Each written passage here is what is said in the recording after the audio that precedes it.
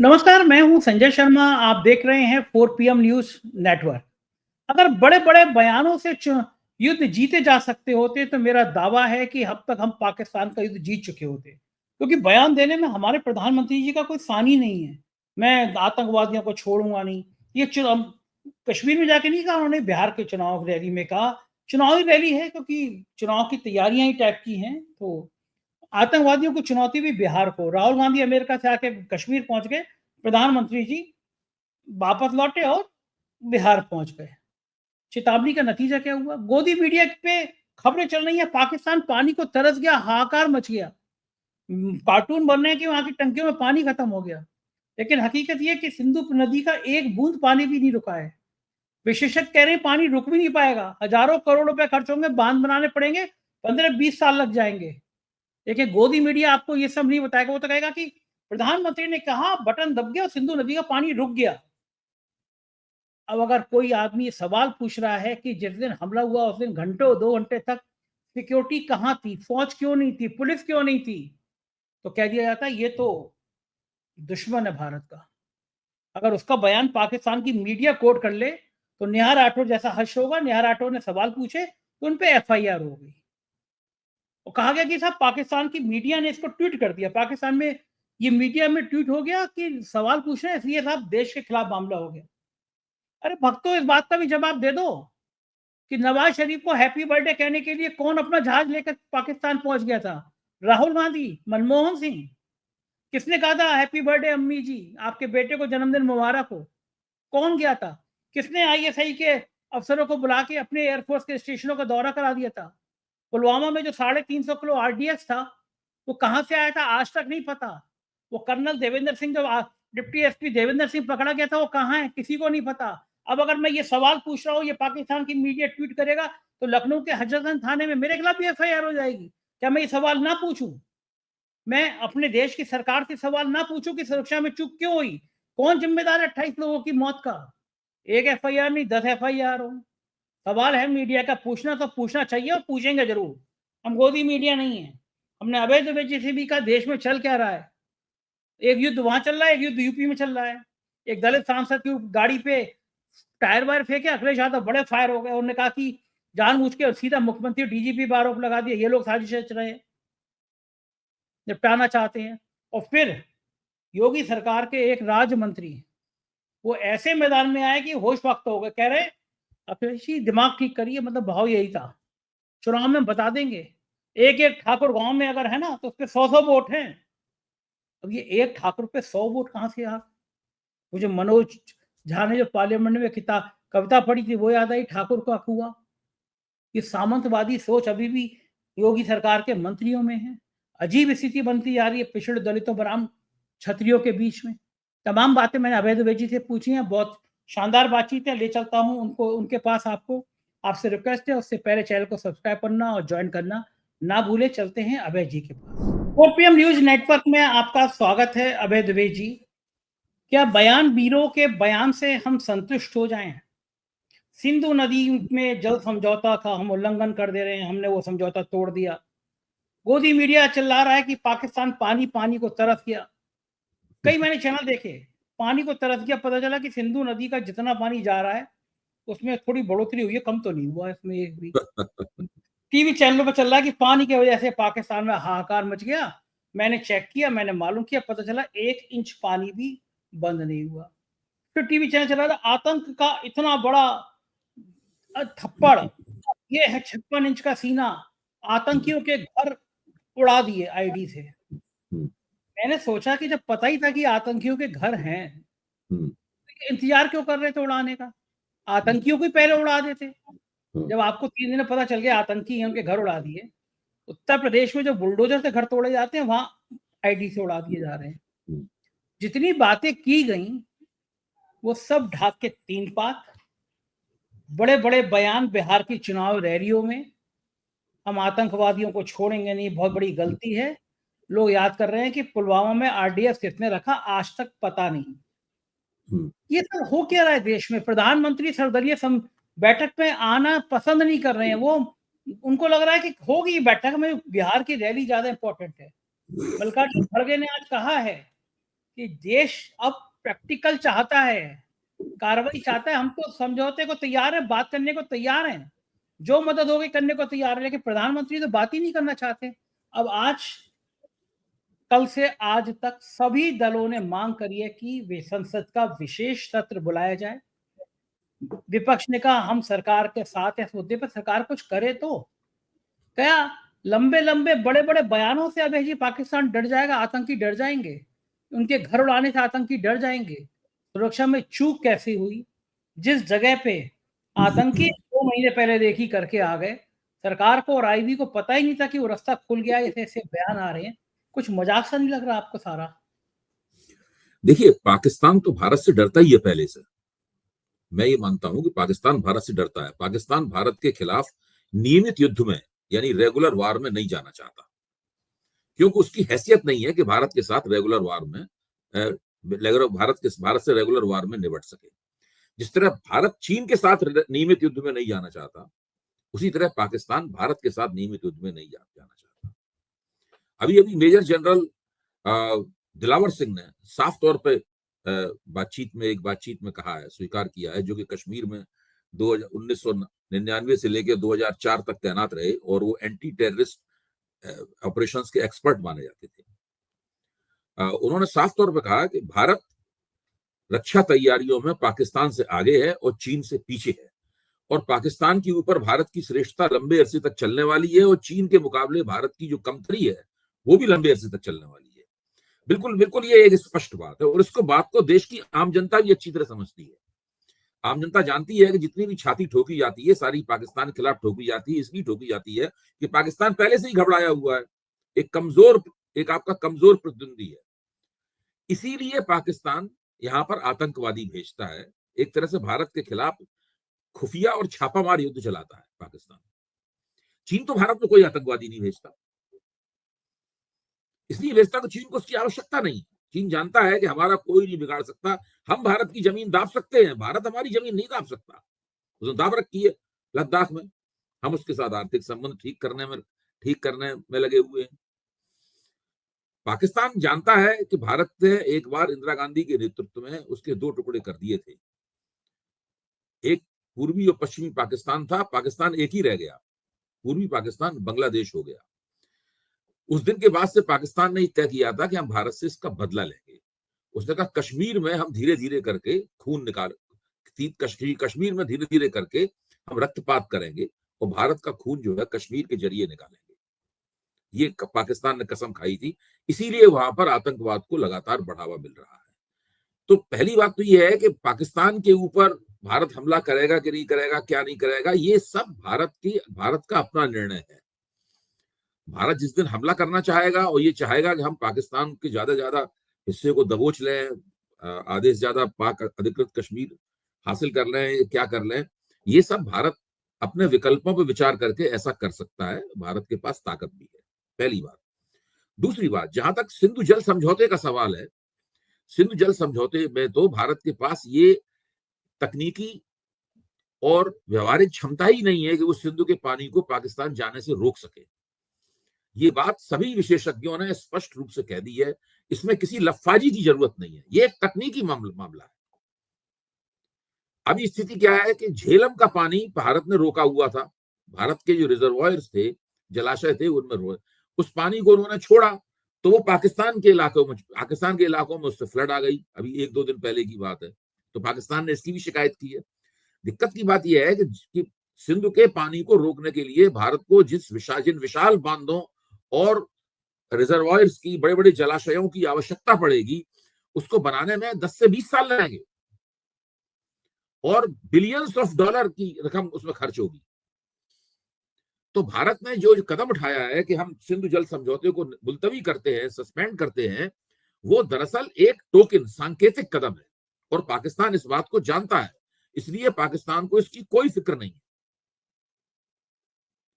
तो इसलिए ये अच्छा, दूसरी खास बात यह है कि इतना ज्यादा इसके ऊपर सामग्री प्रकाशित हो रही है कि कम से कम पढ़े लिखे समझदार सब लोग इस बात को जान गए हैं। गोदी मीडिया कितनी भी उछलकूद मचाए, उसकी उछलकूद बंदरों की उछलकूद से ज्यादा नहीं है। देखिए, 2 तरह के मीडिया हस्तक्षेप होते हैं। एक मीडिया हस्तक्षेप होता है, इसमें मीडिया जनता को भ्रमित कर देता है, और एक मीडिया हस्तक्षेप ये होता है जिसमें जनता एक कान से सुन के दूसरे कान से भी निकालती, इसी कान से टकरा के लौट जाता है, क्योंकि पब्लिक जानती है कि सब टोटल पूरी बकवास हो रही है। तो इस वक्त मीडिया जो कह रहा है इस सवाल के ऊपर, वो विशुद्ध बकवास है। कोई उत्तेजित नहीं है, कोई गुस्से में नहीं है। गुस्से में लोग हैं, मतलब कोई नहीं चाहता कि सरकार उल जलूल कदम उठा के पाकिस्तान के खिलाफ युद्ध छेड़ दे। अच्छा, ये बार बार बात कही जा रही है कि पाकिस्तान की अर्थव्यवस्था तबाह हो जाएगी। अरे पाकिस्तान की अर्थव्यवस्था तो पहले से ही तबाह है, वो तो और बुरी तरह तबाह हो ही जाएगी पाकिस्तान की अर्थव्यवस्था। यहां सवाल दूसरा है, युद्ध छेड़ने पर भारत की अर्थव्यवस्था को कितना नुकसान होगा। जब आप ट्रंप के टैरिफ वार से घबराए हुए हैं, ट्रंप ने जो टैरिफ की मिसाइलें दागी हैं, उससे ही अंदाजे लग रहे हैं कि भाई इतने बिलियन डॉलर का नुकसान हो गया, दवाओं पर टैरिफ बढ़ा दिया, इतने बिलियन डॉलर नुकसान हो गया, स्टील पर बढ़ा दिया, इतने बिलियन का हो गया, एल्युमिनियम पर बढ़ा दिया, इतने बिलियन का हो गया। जब ये जब हिसाब किताब लग रहे हैं, उस स्थिति में जब पाकिस्तान से युद्ध अगर होगा तो बड़े पैमाने पर रुपया खर्च होगा। दूसरी बात, अभी टीवी के ऊपर जनरल बख्शी जैसे सरकार के समर्थक हैं, मोदी जी के प्रशंसक हैं, वो बाकायदा चिल्ला के ये कह रहे हैं कि कोविड के जमाने से अब तक 1,80,000 कम सिपाहियों की भर्ती हुई है सेना में। खुद वायुसेना अध्यक्ष कह चुके हैं भारत के कि वायुसेना में 1,000 युद्धक विमानों की कमी है। जो विमान उनके हैं वो सब पुराने पड़ चुके हैं, वो फेज आउट हो रहे हैं।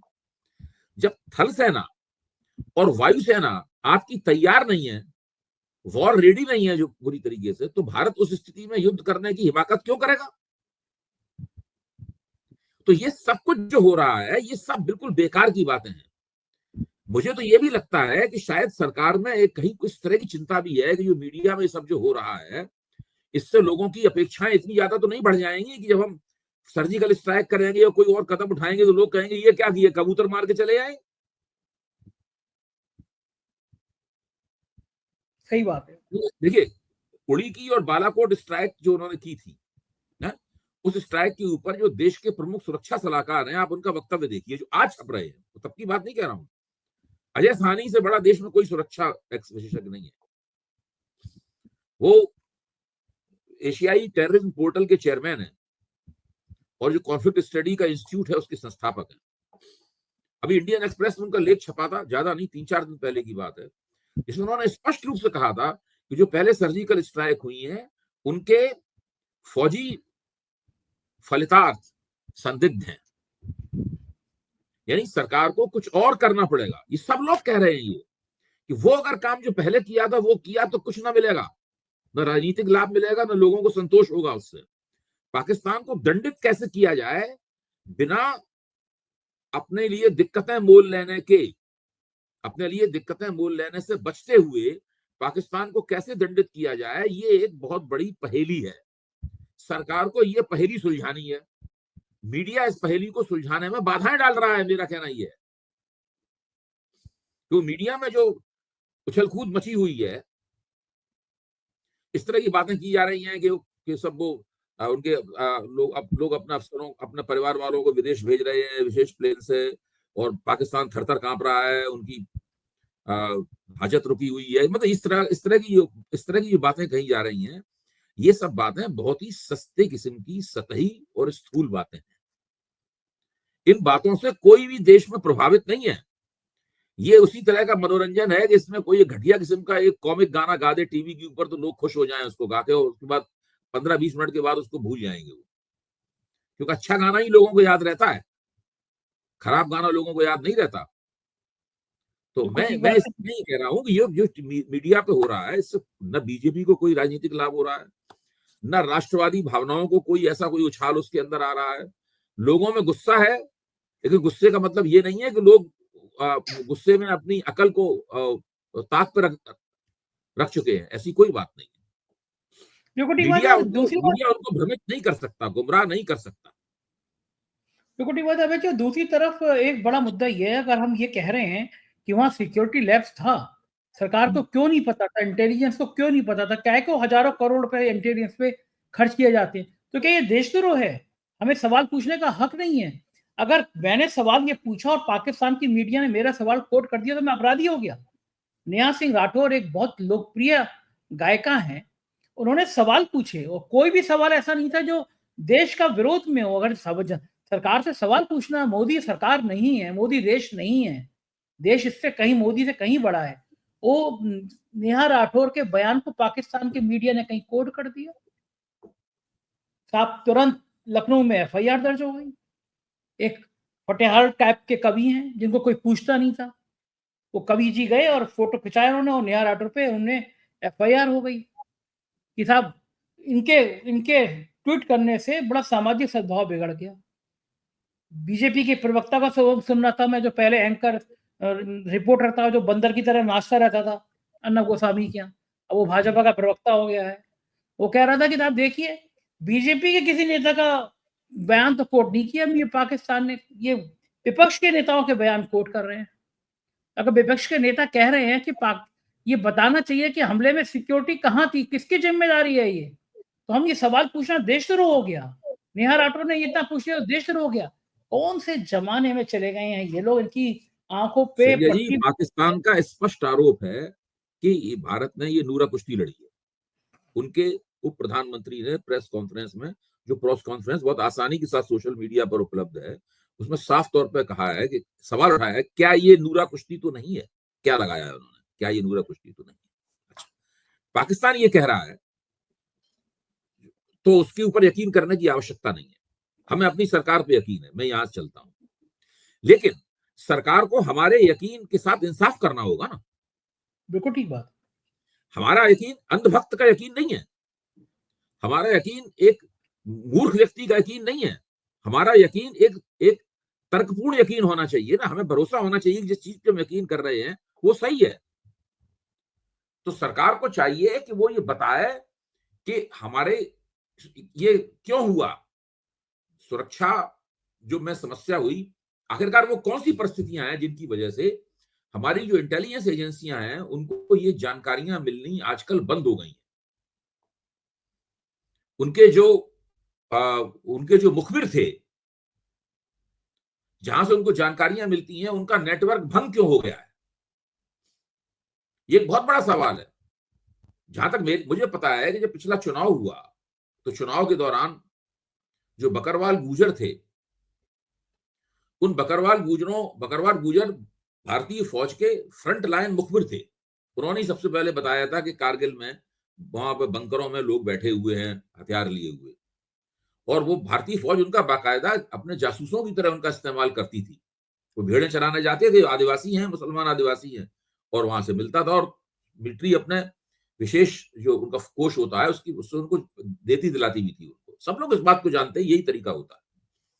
इस बार चुनाव में उन्होंने क्या किया कि जो परिसीमन हुआ उस परिसीमन में बकरवाल गुजरों की सीटें तो 4 कर दी, और पहाड़ी हिंदुओं की जो ऊंची जात के हैं उनको एसटी का दर्जा दे दिया, उनकी सीटें 6 कर दी।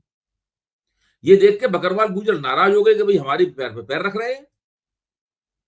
और जो स्वाभाविक रूप से वो भारतीय फौज के जो इन्फॉर्मर बने हुए थे, वो कम वो उनमें अनमनापन आ गया। अब वो उस तरह से नहीं आपको सूचनाएं देते हैं।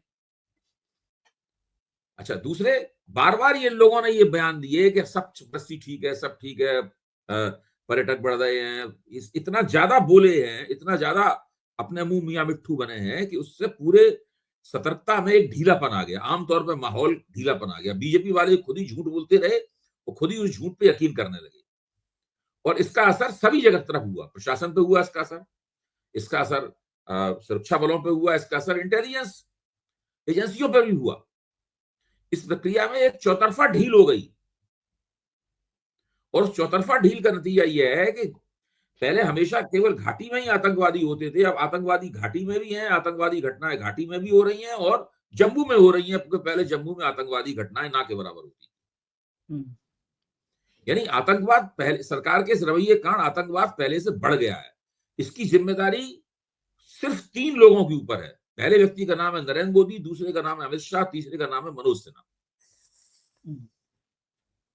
और इन तीनों को चाहिए कि वो जवाब दे। जनता की अदालत में ये तीनों खड़े हुए, जवाब कोई देने को तैयार नहीं है तीनों में से। जी, जवाब कोई देगा भी नहीं, मुझे लग रहा है। लेकिन ये जो बाकी विपक्ष की मांग है कि संसद का विशेष सत्र बुलाना चाहिए, ये मांग तो जायज है। पार्लियामेंट लोकतंत्र आप का सोचिए सबसे बड़ा जीएसटी के ऊपर, अरे भाई जीएसटी कोई राष्ट्रीय संकट थोड़ी ना था। हाँ, सही बात। रात के जीएसटी 12 के बजे तक ऊपर आप सोचिए ना, जीएसटी कोई नेशनल क्राइसिस थी? जब जीएसटी पे आप विशेष अधिवेशन बुला सकते हैं, पूरी रात चल तो आप सकते हैं। मतलब और इस बात पर नहीं बुला सकते विशेष अधिवेशन, कमाल ही हो गया। सारा विपक्ष आपसे कह रहा है कि हम आपके साथ हैं, एक तस्वीर तो खिंचा लेती है उसके साथ खड़े होकर, विपक्ष के साथ। भाई सारा विपक्ष कह रहा है कि देखिए स्थिति यह है कि ऐसी संकट की घड़ियों में लोग मतभेद भूल जाते हैं। वो कहते हैं आइए नेताजी, आइए प्रधानमंत्री जी हमारा नेतृत्व कीजिए। प्रधानमंत्री दूर रहते हैं किसी भी इस तरह की गतिविधि से। वो केवल कैप्टिव ऑडियंस जो है ना, यानी जो पहले से बुलाई गई इस तरह की ऑडियंस पलट के पूछ ना दे कुछ, ऐसी ऐसी ऑडियंस के सामने, ऐसे दर्शक वर्ग के सामने बोलना पसंद करते हैं। बिहार रैली में भी बसों भर के लाए गए इस तरह के दर्शक थे, कुछ का काम तो पेशा ही है मोदी मोदी चिल्लाना। और मन की बात में भी ऐसा ही होता है, मन की बात में तो ऑडियंस सामने होता ही नहीं है। वो तो वन हाँ वे तो है। इस तरीके ऐसी ऑडियंस के सामने बोलना पसंद करते हैं। संपत संपत सरल है, बहुत बढ़िया कवि, हास्य के। हम्म, जी। मैं अन्यथा नाले कोई भक्त मेरी बात का, मैं उस कवि की लाइन याद आ गई मुझे, तो मैं कह दे रहा हूँ, मतलब बुरा ना माने कोई, मैं व्यक्ति का सबले वैसे भी नहीं करता हूँ, लेकिन बात याद आ गई। उन्होंने संपत सरल ने कहा कि शादी समय पे रह के कर लेते रहनी चाहिए, शादी हम्म। समय पे कर लेनी चाहिए, वरना मन की बात भी रेडियो पर सुनानी पड़ती है। प्रेम की बहन की बात ही कोई अन्यथा ना ले। हम्म, लेकिन गजब गजब सरकार चल रही है। हम्म। ईडी के दफ्तर में आग लग जा रही है। राहुल चौकसी, नीरव मोदी, विजय माल्या, बताया जाता है इन सबकी फाइलें जल गई। हर उस यानी बंदे की इस पर सरकार घेरी जाती है, हर उस बंदे पे इस पर सरकार घेरी जाती है, उसकी फाइलें जल चुकी हैं। उसकी फाइलें जल गई। अब ईडी अदालत में यही कहेगी साहब हमारे पास तो कोई रिकॉर्ड ही नहीं है। अबे जी, होता ये था, हमने देखा था, हमने रिपोर्ट भी किया था, जब कोई जिले का कलेक्टर का ट्रांसफर होता था, उस रात को फाइलें जला दी जाती थी जिसमें कुछ संदेह हो। कई दफ्तर हमने ऐसे देखे जहाँ घोटाले की फाइल रखी जाती थी, भाई लोग बड़ी लाखों रुपए की रकम खर्च करते थे, आग लग जाती थी। हम्म, प्रधानमंत्री की कुर्सी सितंबर के बाद रहेगी नहीं रहेगी, इसकी चर्चा बहुत है कि सितंबर में भाई साहब 75 साल के हो जाएंगे। उनका नियम है कि मार्गदर्शक मंडल में चले जाना चाहिए, संघ का दबाव अलग है। ऐसे में अगर चले गए तो जो फाइलें हैं, ये फाइलें जिन्न बन के, भूत बन के पीछे ना करें। लोग कह रहे हैं इन फाइलों में आग लग गई। अब आराम से चौकसी भाई साहब, विजय माल्या जी, परम आदरणीय विजय माल्या जी, नीरव मोदी बड़े खुश होंगे, फाइलें जल गई इनकी। कितने तकदीर वाले लोग होते होंगे ना जिनकी फाइलें जल जाती होंगी। तकदीर बनाई जाती है संजय जी। ये तकदीर जो है ना वो अचानक बनाई जाती है। मुझे तो यही लगता है कि इतनी महत्वपूर्ण फाइलें कैसे जल जाती हैं, ये भी एक सवाल है। इसकी बहुत ही गंभीर जांच पड़ताल होना चाहिए, और ये सरकार कोई जांच पड़ताल वगैरह करती नहीं है किसी भी चीज की। भाई कुछ हम तो जांच पड़ताल इसकी भी होनी चाहिए कि वहां पर आतंकवादी कैसे आए, और आतंकवादी घटना करके वो चले गए, उसके 2 घंटे तक वहां पुलिस नहीं पहुंची, सुरक्षा बल नहीं पहुंचे। ये कोई छोटी मोटी बात है, और ये सरकार इसके ऊपर चुप्पी साधे बैठी हुई है। जो खुद जिम्मेदार है वो जिम्मेदारों को तलाश रहे हैं। समस्या ये खुद जिम्मेदार है सर, वो ढूंढ रहे हैं, वो बता रहे हैं जिम्मेदारी कहाँ फिक्स करें। ठीकरा पुलवामा में फोड़ने था के लिए दरवाजा ठीकरा फोड़ने के लिए दरवाजा ढूंढ रहे हैं ये लोग। पुलवामा में 300 साढ़े 300 किलो आरडीएक्स कहाँ से आया, वो तो आज तक पता चला नहीं। वो डिप्टी एसपी देवेंद्र सिंह कहाँ चला गया, उसका आज तक पता नहीं। वो जांच रिपोर्ट का आज तक पता नहीं। हम लोगों ने आईएसआई के आदमी को अपने एयरफोर्स के स्टेशन और घुमा दिए जांच के नाम पर, ये पहली बार ऐसा हुआ। अब तो अगर लोग कह रहे हैं कि साहब नेहा राठौर का ट्वीट विपक्ष पाकिस्तान ने कर दिया, गुनाह हो गया। एक वीडियो वायरल हो रहा है, अनुराग ठाकुर पाकिस्तान के क्रिकेटर के संग बैठ के मैच देख रहे हैं, और फिर किस प्रधानमंत्री ने जहाज उतार दिया था अपना हैप्पी बर्थडे कहने के लिए नवाज शरीफ को, उनकी अम्मा को। क्या वो मनमोहन सिंह ने उतारा था? अपने परम आदरणीय विश्व गुरु 56 इंच वाले मोदी जी ने तो उतारा था जहाज हैप्पी बर्थडे कहने के लिए। उन्हीं के तो भाई साहब ये कुकर्म कर रहे हैं। इन सवालों को अगर आपने पूछ लिया तो हो सकता है कल एफआईआर मुझ पे और आप पे भी हो जाए। एक जंग वहां पुलवामा में कश्मीर में हो रही है, और एक जंग उत्तर प्रदेश में हो रही है। एक दलित सांसद के ऊपर बाकायदा टायरों के टायर रखे गए थे, जलते हुए टायर फेंके गए गाड़ी में पथराव करने के लिए। अखिलेश यादव ने प्रेस कॉन्फ्रेंस करी, कहा कि ये सरकार तो जो है वो सीधा सीधा आज बड़े गुस्से में थे, उन्होंने आरोप लगाया कि मुख्यमंत्री और डीजीपी ने मिलकर साजिश रची थी दलित सांसद के ऊपर, और उस पे योगी सरकार में दर्जा प्राप्त राज्य मंत्री हैं ठाकुर साहब, उनका तो गजब बयान आया। जैसे पहले कहा जाता था ना कि ठाकुर की चौखट, ठाकुर की कहानी मनोज झा ने एक बार पढ़ के सुना दी थी, एक बवाल मच गया था कविता, ठाकुर का कुआं। ठाकुर का कुआं। तो आज वो मंत्री जी कह रहे हैं कि अभी जानते नहीं हो अखिलेश जी, चुनाव आएगा तो बताएंगे, अगर 10 ठाकुर है ना गांव में तो 100 वोट हमारे पास में है। आप चुनौती देख रहे हैं, योगी सरकार का मिनिस्टर कह रहा है ठाकुरों के पास अटकना मत, ठाकुरों पे 10 ठाकुर है तो 100 वोट है, एक एक ठाकुर पे 100 वोट रखता है गांव में। ये मिनिस्टर प्रेस कॉन्फ्रेंस में देखिए, मैं बयान, राजपूत बिरादरी से क्षमा याचना के साथ कह रहा हूँ बात ये, मैं जो कुछ कहने जा रहा हूँ वो राजपूत बिरादरी के खिलाफ नहीं है, आप भी जो कह रहे हैं वो राजपूत बिरादरी के खिलाफ नहीं है। मेरा मानना है कि ये सब लोग राजपूत बिरादरी की प्रतिष्ठा को बहुत नुकसान पहुंचा रहे हैं, और ये बात राजपूत समाज के बुद्धिमान लोगों की समझ, बुद्धिमान और उदार लोगों की समझ में आ रही होगी। ये लोग बहुत नुकसान पहुंचा रहे हैं, क्योंकि इस तरह की बातें करना कि एक गांव में अगर 10 ठाकुर हैं तो समझ लीजिए हमारे पास 100 वोट हैं, ये दरअसल बताती है, ये बात बताती है कि आप कितना अपनी ही बिरादरी के कितने खिलाफ बोल रहे हैं। इसका क्या मतलब हुआ? इसका मतलब हुआ क्या वो जबरदस्ती वोट कैप्चर करके होता है? कैसे हो रहा है? मतलब ये सबका आप एक बिरादरी को कटघरे में खड़ा कर रहे हैं। इससे बुरी बात ठाकुर बिरादरी के लिए कोई हो नहीं सकती। योगी आदित्यनाथ और उनकी जो ठाकुरवादी राजनीति है, ये राजपूत बिरादरी के लिए एक बुरी खबर है। अबे जी अगर ये चलता रहा थोड़े दिन और, ऐसी ठाकुरों की चेतावनी चलती रही, तो भारतीय जनता पार्टी के भविष्य क्या होगा? तब भारतीय जनता पार्टी का भविष्य तो फिर अखिलेश जी के हाथ में चला जाएगा। फिर अखिलेश जी का पीडीए जो है ना वो मजबूती के साथ बन जाएगा, क्योंकि अगर आप यही सब करते रहे और उस पीडीए के साथ में कुछ गैर ठाकुर ऊंची जात की वोट भी जुड़ जाएंगे, पीडीए और भी शक्तिशाली हो जाएगा। क्योंकि ये सब जो घटनाएं हो रही हैं, ये घटनाएं अखिलेश जी का रास्ता साफ कर रही हैं। तो योगी आदित्यनाथ ऐसा क्यों होने दे रहे हैं? समझदार हैं वो भी, उनको पता तो होगा। भाई योगी आदित्यनाथ तो दो तरह के युद्ध लड़ रहे हैं ना असल में। एक तो युद्ध ये है कि वो केंद्र में भाजपा के आला कमान के खिलाफ भी लड़ रहे हैं, दूसरे वो सामाजिक न्याय की राजनीति के खिलाफ भी युद्ध लड़ रहे हैं। ये दो तरह के युद्ध लड़ रहे हैं। इन दो तरह के युद्धों में वो दोनों हाथों में उनकी तलवारें हैं। एक तलवार सामाजिक न्याय की राजनीति के खिलाफ चल रही है और एक मोदी और अमित शाह के खिलाफ चल रही है तलवार। उनका सीधा कहना है कि 2027 में जब चुनाव होगा तो बाकी सबके वोट, दलितों के और ओबीसी के वोट दिलाना ये अमित शाह का काम है। अमित शाह आए, अपनी जुगाड़ करें, अलायंसेस करें, गठजोड़ करें और वोट दिलवाएं। हम राजनीति इसी तरीके से करेंगे। सीधे सीधा उनका कहना ये है। अगर आपको चुनाव जीतना है तो जीतिए, नहीं जीतना हो तो भाड़ में जाइए। इन तेवरों के संग तो अमित शाह भी आके क्या कर लेंगे जब वो कहेंगे 10 ठाकुरों पे 100 कर रहे हैं ना। बीजेपी की सारी जमीन बिगड़ रही है।